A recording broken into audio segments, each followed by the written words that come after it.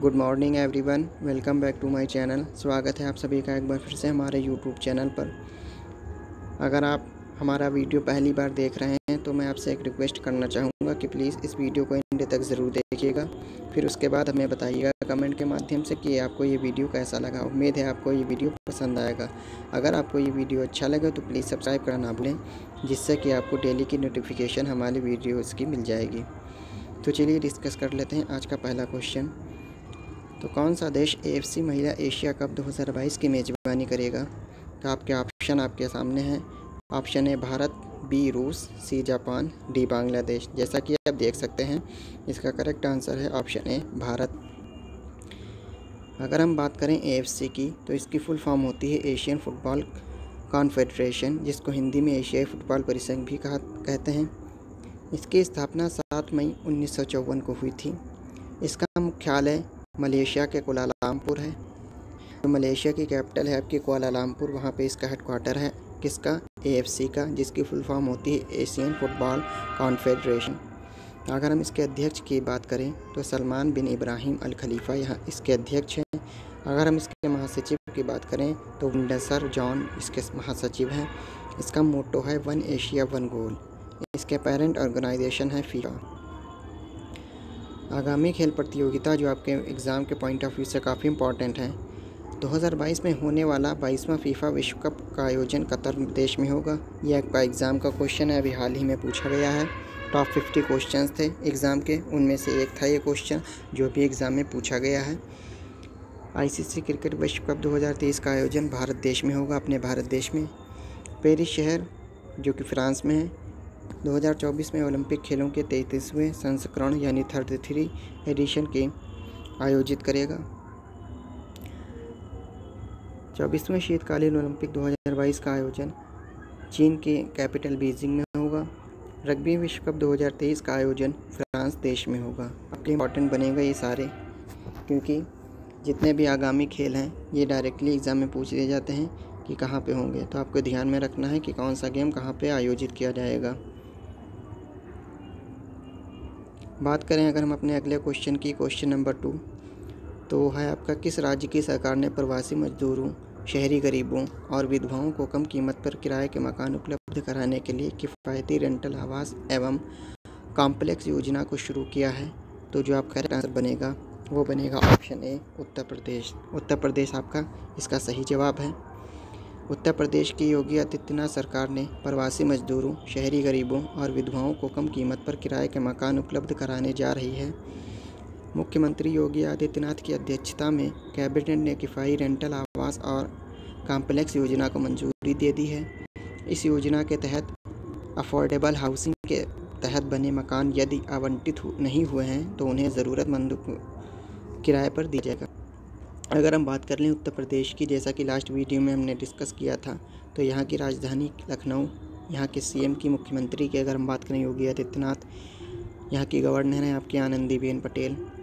उत्तर प्रदेश के अगर हम मुख्य न्यायाधीश की बात करें तो गोविंद माथुर। ये डेली इसलिए हम डिस्कस करते हैं स्टैटिक पॉइंट, जिससे कि आपका रिवीजन हो जाए, साथ ही साथ आप डेली अगर वीडियो हमारे देख रहे हैं तो आपको याद हो जाएगा कि किस देश की कैपिटल राजधानी जो भी होती हैं उससे रिलेटेड जो भी आपके स्टैटिक पॉइंट बनते हैं, जैसे लोकसभा सीट, राज्यसभा सीट हो गई, वहाँ का राष्ट्रीय पक्षी हो गया, राष्ट्रीय पशु हो गया। ठीक है, आप सिर्फ वीडियो देख लीजिए, आपके माइंड में बस जाएगा, जिससे कि आपके एग्ज़ाम में अगर क्वेश्चन आएगा तो आप डायरेक्टली आंसर कर देंगे। तो अगर हम बात कर लें उत्तर प्रदेश के राजकीय पशु की तो बारहसिंघा, राजकीय पक्षी की सारस, राजकीय फूल पलाश, राजकीय वृक्ष अशोक। अगर उत्तर प्रदेश के हम लोकसभा सीटों की बात करें तो ये सबसे ज़्यादा है 80। अगर राज्यसभा सीट की बात करें तो 31। अगर विधानसभा सीटों की बात करें तो 404। उत्तर प्रदेश का आपका एक पड़ोसी देश है जिसका नाम है नेपाल। अगर हम उत्तर प्रदेश की सीमा से कितने राज्य लगे हैं तो बात करें, 8 राज्य इसकी सीमा से लगते हैं। कौन कौन से हैं आपके? पहला है आपका उत्तराखंड, ये कभी उत्तर प्रदेश का हिस्सा हुआ करता था। हिमाचल प्रदेश, हरियाणा, राजस्थान, मध्य प्रदेश, छत्तीसगढ़, झारखंड और बिहार। साथ ही साथ दिल्ली को अगर मिला दें तो उत्तर प्रदेश के 9 पड़ोसी राज्य होते हैं, लेकिन अभी दिल्ली को पूर्ण राज्य का दर्जा प्राप्त नहीं हुआ है। उत्तर प्रदेश के अगर हम प्रमुख लोक नृत्य की बात कर लें तो आपका कर्मा, शैला, ठंडिया, घर करही, चौलर, लट्ठमार, दीवारी, घोड़ा, कार्तिक, धुरिया, राई, पाई, डंडा, दीप, ख्याल, मयूर, झूला, चरकूला, जोगिनी, छपेली, ये सब आपके उत्तर प्रदेश के प्रमुख लोक नृत्य हैं। अगर हम बात कर लें उत्तर प्रदेश के हवाई अड्डों की, तो चौधरी चरण सिंह हवाई अड्डा आपका लखनऊ में है। लाल बहादुर शास्त्री हवाई अड्डा आपका वाराणसी में है। नोएडा अंतर्राष्ट्रीय ग्रीनफील्ड हवाई अड्डा आपका जेवर में है उत्तर प्रदेश के। अगर हम बात कर लें उत्तर प्रदेश के प्रमुख मंदिरों की, तो काशी विश्वनाथ मंदिर आपको वाराणसी में देखने को मिलेगा। प्रेम मंदिर आपको वृंदावन में देखने को मिलेगा। वहीं अयोध्या का आपका राम का मंदिर भी यहीं पे आपको देखने को मिलेगा।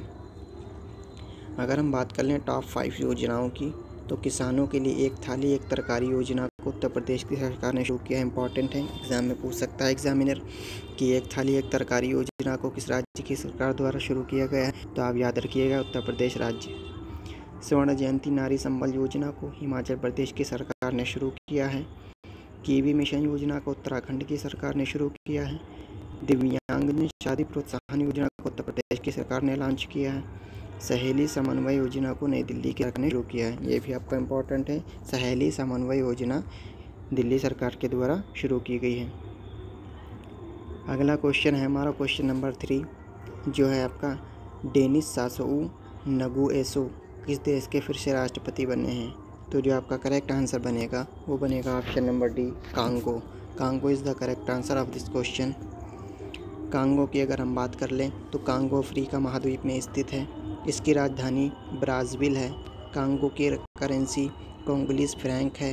कांगो के राष्ट्रपति डेनिस सासोऊ नगुएसो, जो भी हाल ही में नियुक्त हुए हैं। टॉप 5 देश के राष्ट्रपति की अगर हम बात करें, तो अमेरिका के 46वें राष्ट्रपति सभी को पता है जो बाइडेन बने हैं।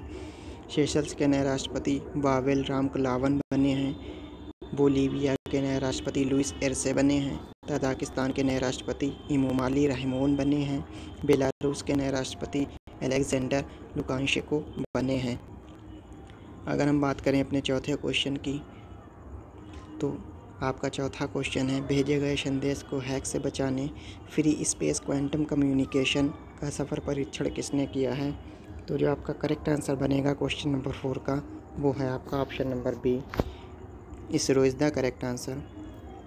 भारतीय अंतरिक्ष अनुसंधान संगठन यानी इसरो की फुल फॉर्म होती है इंडियन स्पेस रिसर्च ऑर्गेनाइजेशन, जिसकी स्थापना 15 अगस्त 1969 को हुई थी। इसने देश में पहली बार एक ऐसी ज़बरदस्त तकनीक का प्रदर्शन किया है जिससे अब संदेश भेजना बेहद सुरक्षित है। इसरो ने 300 मीटर के दायरे में फ्री स्पेस क्वांटम कम्युनिकेशन का सफल परीक्षण किया है और यह परीक्षण कई मायने में बेहद महत्वपूर्ण है। इस परीक्षण के ज़रिए इसरो ने एक तरह से प्रकाश कणों के ज़रिए संदेशों को बेहद सुरक्षित ढंग से भेजने में विशेषज्ञता प्राप्त की है। अगर हम बात कर लें इसरो की, तो इसरो भारत की स्पेस एजेंसी का नाम है, जिसकी फुल फॉर्म हमने आपको बता दी थी अभी, इंडियन स्पेस रिसर्च ऑर्गेनाइजेशन। इसको हिंदी में भारतीय अंतरिक्ष अनुसंधान संगठन कहते हैं। इसका मुख्यालय बेंगलुरु कर्नाटक में है। इसकी स्थापना 15 अगस्त 1969 को हुई थी, ये भी हमने अभी बताया था आपको। इसके संस्थापक आपके हैं विक्रम साराभाई। इनका पूरा नाम है आपका विक्रम अम्बालाल साराभाई। ठीक है, विक्रम अम्बालाल साराभाई इनका पूरा नाम है। ये इसके संस्थापक थे इसरो के। इसके अध्यक्ष की अगर हम बात करें तो के सिवन। अगर इसके पहले अध्यक्ष की बात कर लें तो इसके पहले अध्यक्ष थे आपके विक्रम साराभाई, जो आपके इसके संस्थापक भी थे। तो जो इसरो के संस्थापक थे वही इसके पहले अध्यक्ष भी थे, विक्रम अम्बालाल साराभाई। लेकिन वर्तमान में इसके अध्यक्ष की अगर पूछें एग्ज़ाम में, तो आपका आंसर बनेगा के सिवन।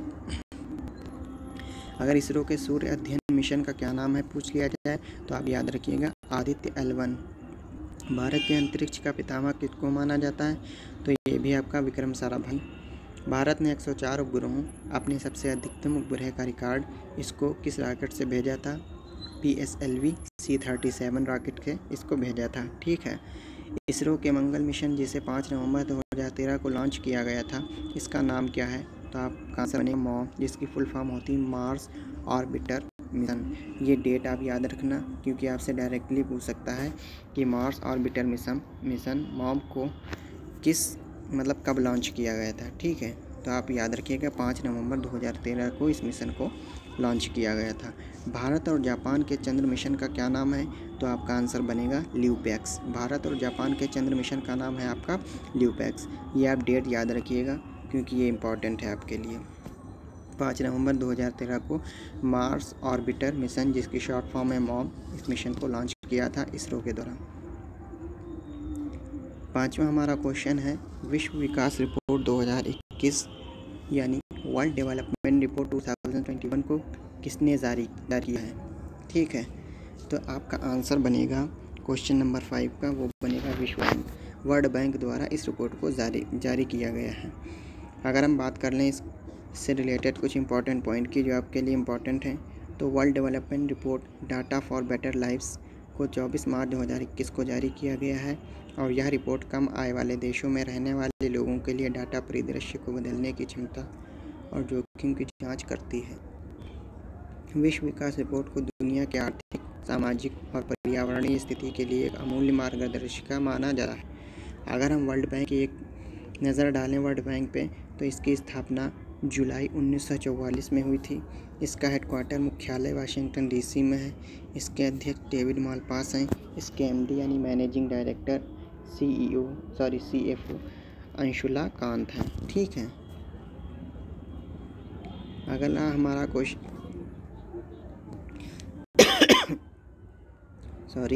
नेक्स्ट क्वेश्चन है हमारा क्वेश्चन नंबर 6, विश्व रंगमंच दिवस ये आपका कब सेलिब्रेट किया जाता है, यानी वर्ल्ड थिएटर डे? तो आपका जो करेक्ट आंसर बनेगा वो बनेगा आपका 27 मार्च। जिन लोगों ने हमारा लास्ट वीडियो देखा है उन लोगों को इसका आंसर पता होगा, क्योंकि उस वीडियो में हमने इस क्वेश्चन को डिस्कस किया था। तो आपका आंसर बनेगा ऑप्शन बी, 27 मार्च को विश्व रंगमंच दिवस मनाया जाता है। विश्व रंगमंच दिवस हर साल 27 मार्च को विश्व स्तर पर मनाया जाता है।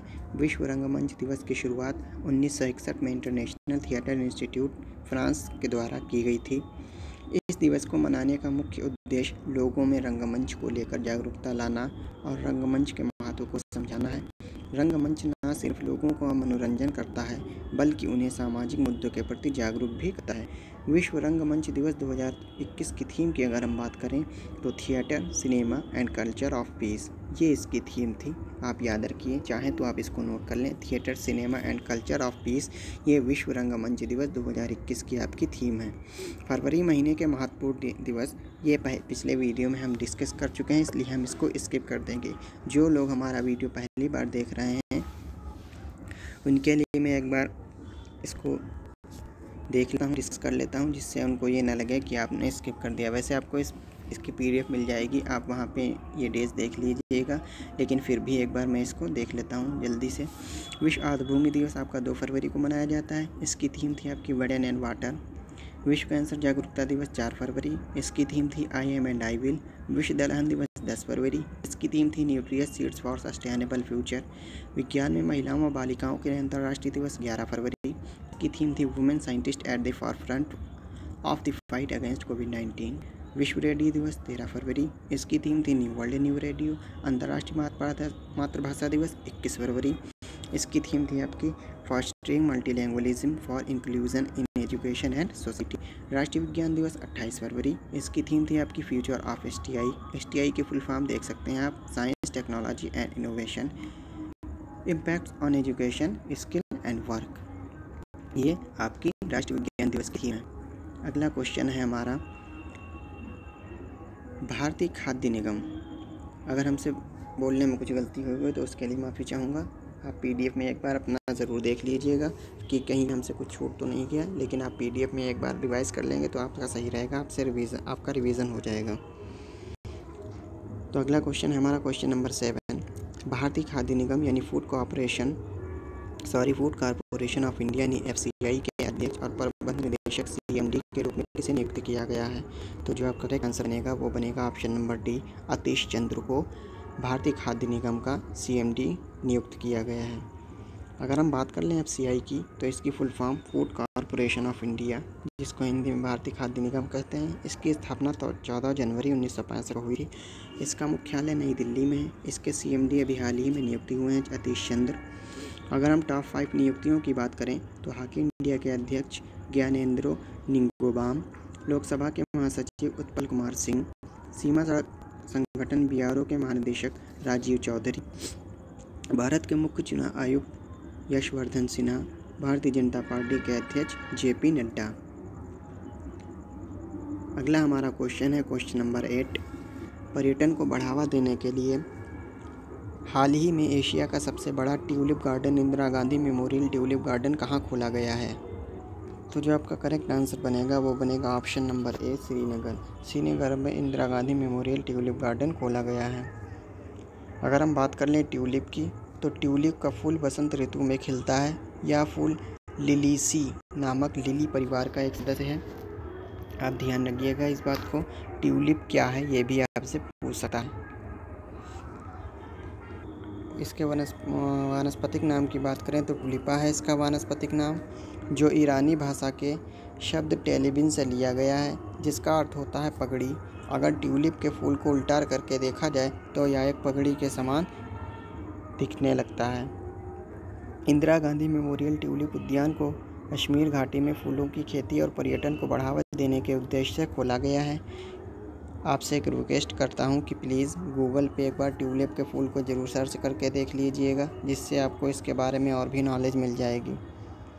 Indira Gandhi memorial tulip garden को सिराज बाग के नाम से भी जाना जाता है। ये भी आपका इम्पोर्टेंट है कि सिराज बाग के नाम से किसको जाना जाता है, तो याद रखना Indira Gandhi memorial tulip garden को भी सिराज बाग के नाम से ही जाना जाता है। श्रीनगर जम्मू कश्मीर की ग्रीष्मकालीन राजधानी है। अगला क्वेश्चन है हमारा, नेम ऑफ द वुमेन पुस्तक लॉन्च हुई है, ये किसके द्वारा लिखी गई है ये आपको बताना है। तो आपका आंसर बनेगा जीत थाइल के द्वारा इस पुस्तक को लिखा गया है।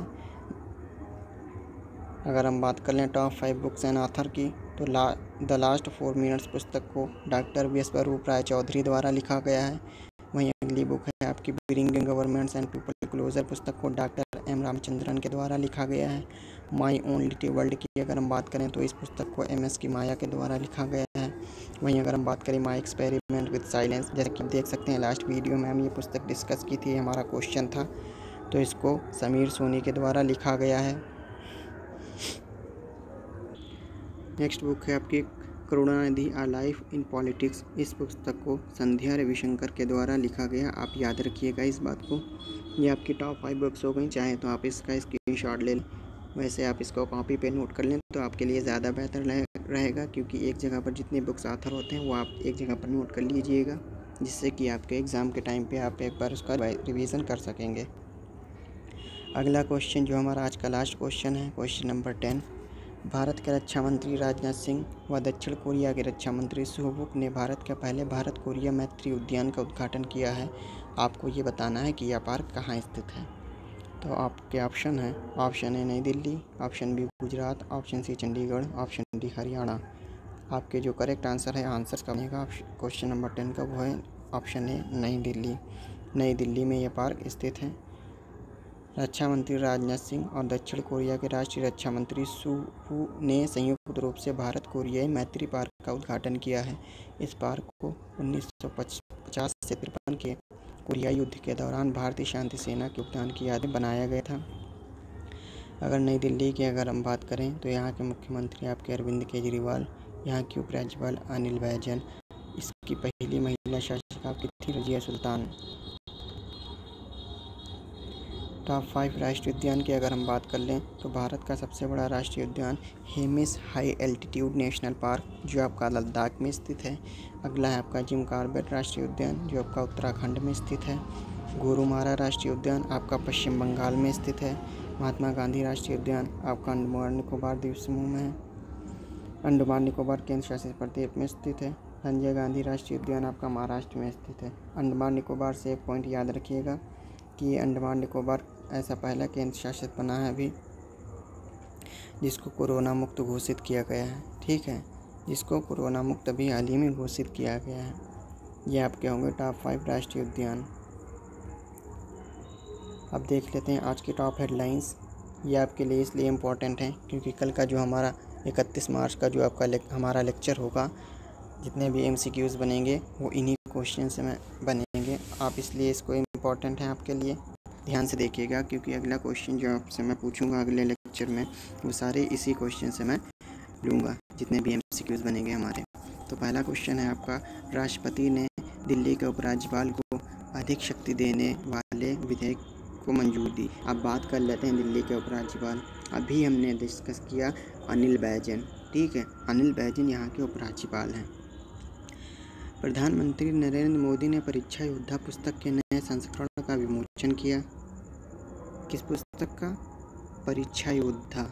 ये MCQs आपको अगले वीडियो में देखने को मिलेंगे, इसलिए मैं बार बार रिपीट कर रहा हूँ कि प्लीज़ इसको ध्यान से देखिएगा जो मैं आपको बता रहा हूँ, क्योंकि अगला वीडियो MCQs जो आएगा हमारा वो इसी क्वेश्चन से MCQs रिलेटेड होंगे आपके सारे के सारे। अगर आपका बंगाल की खाड़ी में भारत और अमेरिका का 2 दिवसीय नौसेना अभ्यास पासेक से संपन्न हुआ।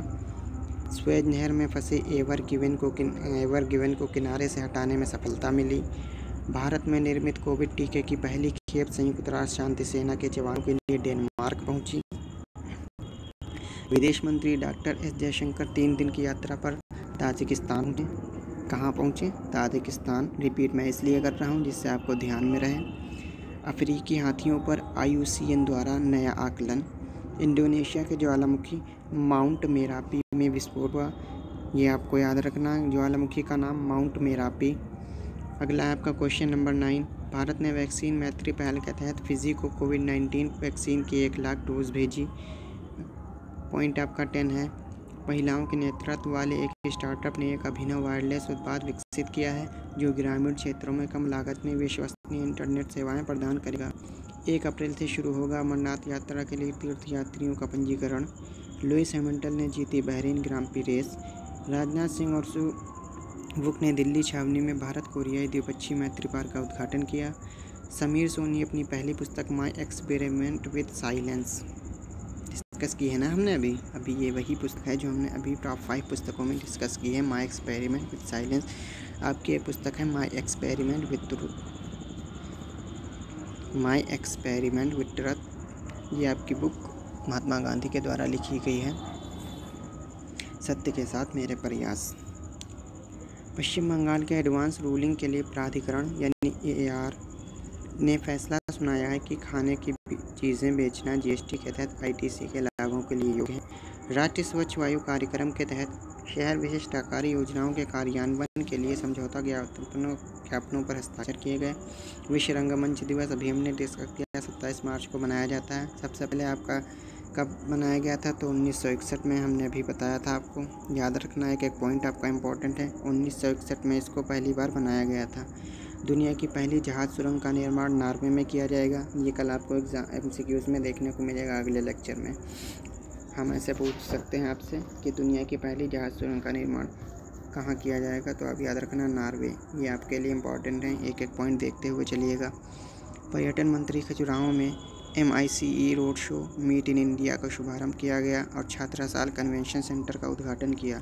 स्वेज नहर के अवरुद्ध होने से उत्पन्न संकट से निपटने के लिए भारत ने 4 सूत्री रणनीति बनाई। स्वास्थ्य मंत्रालय ने टीबी मुक्त भारत के लक्ष्य को प्राप्त करने के लिए जनजाति टीबी पहल लॉन्च की। पीएम मोदी ने बांग्लादेश के राष्ट्रीय शहीद स्मारक का दौरा किया। न्यूजीलैंड की संसद ने गर्भपात शोक अवकाश कानून को पारित किया। ये आपके हो गए आज के टॉप हेडलाइंस के क्वेश्चन, जिससे रिलेटेड क्वेश्चन आपको MCQs अगले वीडियो में देखने को मिलेंगे। अब हम डिस्कस कर लें अपने होमवर्क के क्वेश्चन। आप लोगों से मैं एक बार फिर से रिक्वेस्ट करना चाहूँगा कि प्लीज़ इस क्वेश्चन के आंसर आप कमेंट में ज़रूर दे दिया करिए। अगर आपने इस वीडियो के आंसर आप नहीं देते हैं तो मैं समझता हूँ कि आपने हमारा वीडियो लास्ट तक नहीं देखा है और आप मन से नहीं वीडियो देखते हैं, लेकिन जो है सिर्फ टाइम पास के लिए। अगर आप टाइम पास के लिए इस वीडियो को देखते हैं तो प्लीज़ मत देखिएगा, क्योंकि ये सिर्फ उन लोगों के लिए है जिनको नॉलेज चाहिए, जिनको GK या करंट में इंटरेस्ट है। तो हम क्वेश्चन को अपने डिस्कस कर लें जो होमवर्क के हैं। तो आपका पहला है, नीति आयोग ने शिक्षा स्वास्थ्य के लिए राज्य के साथ कौन सी योजना शुरू की है? ये आपको बताना है। ऑप्शन आप देख लीजिए आपके सामने है। अगला आपका क्वेश्चन है, CRPF के महानिदेशक कौन है? Who is the director general of CRPF? Answer आप हमें बताएंगे, लेकिन CRPF से रिलेटेड मैं आपको एक पॉइंट बता दूं कि इसकी स्थापना 1939 में हुई थी। ठीक है, इसकी स्थापना कब हुई थी? 1939 में। याद रखिएगा इसको। जब इसकी स्थापना हुई थी तब इसको CRPF के नाम से नहीं जाना जाता था, सिर्फ CRP। ठीक, यानी सेंट्रल रिजर्व पुलिस, केंद्रीय सुरक्षा बल, इस नाम से इसको जानते थे। सीआरपीएफ का नाम इसका 1947 के आसपास समथिंग कुछ ऐसा ही, आप गूगल करके देख लीजिएगा, या आपको पता हो तो आप कमेंट में हमें बता दीजिए कि इसका सीआरपीएफ नाम कब पड़ा था। लेकिन इसकी स्थापना आपकी 1939 में हुई थी, ये हमें पता है तो हमने आपको बता दिया। बाकी की इन्फॉर्मेशन अगर आपको पता है तो आप कमेंट में बता दीजिएगा, बाकी आप गूगल कर लीजिएगा या बुक में देख लीजिएगा। तो ये 2 क्वेश्चन हैं आपको जिसके आंसर आप हमें बताइएगा। अगले वीडियो में जब हम डिस्कस करेंगे MCQ तो हम इस क्वेश्चन के आंसर आपको वहाँ पे बता देंगे। अगर आपको ये वीडियो अच्छा लगे तो प्लीज़ लाइक ज़रूर करिएगा, कमेंट करना ना भूलें, और साथ ही साथ कमेंट में ये ज़रूर बताइएगा कि अगर हमारे वीडियो में कोई कमी रह गई हो या हमसे कोई भी पॉइंट छूट गए हों तो वो भी हमें बताइएगा, जिससे कि अगले वीडियो में हम वो पॉइंट ऐड कर सकें या और कमियाँ जो भी हैं वो उसमें इम्प्रूवमेंट कर सकें। अगर आपको इस वीडियो की PDF चाहिए, ये भी आपको बताना ज़रूरी है, तो वीडियो के डिस्क्रिप्शन में आप जाइए, जहाँ पे आपको हमारी टेलीग्राम की लिंक मिली होगी, दिख रही होगी, जहाँ पे लिखा होगा for PDF open this link, वहाँ पे आप उस लिंक को ओपन करिएगा। इस वीडियो की PDF आपको वहाँ पे मिल जाएगी। साथ ही साथ अगर आपको और भी एग्ज़ाम से रिलेटेड कोई भी प्रीवियस ईयर के क्वेश्चन चाहिए, चाहे आपका रेलवे NTPC हो, रेलवे ग्रुप D हो, और भी SSC के एग्ज़ाम होते हैं, सबके प्रीवियस ईयर क्वेश्चन वहाँ पे आपको देखने को मिलेंगे। साथ ही साथ करंट की मैगज़ीन आपको वहाँ पे देखने को मिलेगी। MCQs जो आपके रोज़ के डेली के होते हैं वो आपको देखने को मिलेगी। और सबसे इम्पॉर्टेंट चीज़ आपकी जो बहुत इम्पॉर्टेंट होती है प्रतियोगिता आधार पर मैगज़ीन, एग्ज़ाम के लिए जितने भी कम्पिटिटिव एग्ज़ाम की तैयारी कर रहे हैं वो इसका महत्व जानते हैं इस मैगज़ीन का, वो भी आपको वहाँ पे हाई क्वालिटी में मिल जाएगी। ठीक है, कॉपीराइट नहीं मिलेगा आपको, हाई क्वालिटी में वहाँ पे ये PDF मिल जाएगी प्रतियोगिता आधार पर की। साथ ही साथ एक और चीज़ आपके लिए अच्छी है, वहाँ पे आपको डेली की द हिंदू की वॉकैब मिल जाएगी, जो आपको द हिंदू की वॉकैब आपके एग्ज़ाम के लिए बहुत इंपॉर्टेंट है, मोस्ट इम्पॉर्टेंट मैं कहूँगा, काफ़ी इंपॉर्टेंट है SSC रेलवे के लिए। ठीक है, क्योंकि आपके एग्ज़ाम में अक्सर ये आपके चैप्टर होते हैं इंग्लिश में, एक होता है सिनोनियम, एक होता है एंटोनियम, बाकी फिलअप्स होते हैं ये वाले। ठीक है, और एक आपके होते हैं इससे रिलेटेड एरर करेक्शन वाले। ये सारे के सारे आपके चैप्टर इससे क्लियर हो जाएंगे वॉकअप से। तो प्लीज़ वहाँ पे आप टेलीग्राम चैनल को हमारे ज्वाइन कर लीजिए, जहाँ पे आपको ये सब डाटा प्रोवाइड कराया जाएगा।